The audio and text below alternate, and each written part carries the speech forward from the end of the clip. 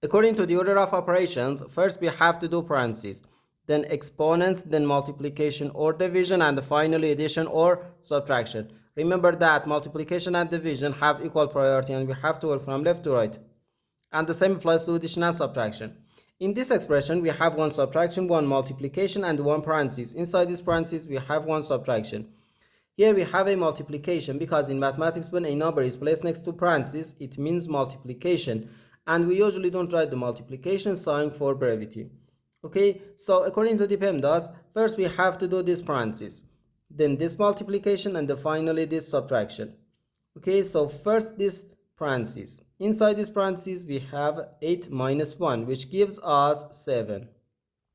So 8 minus 1 then times 7.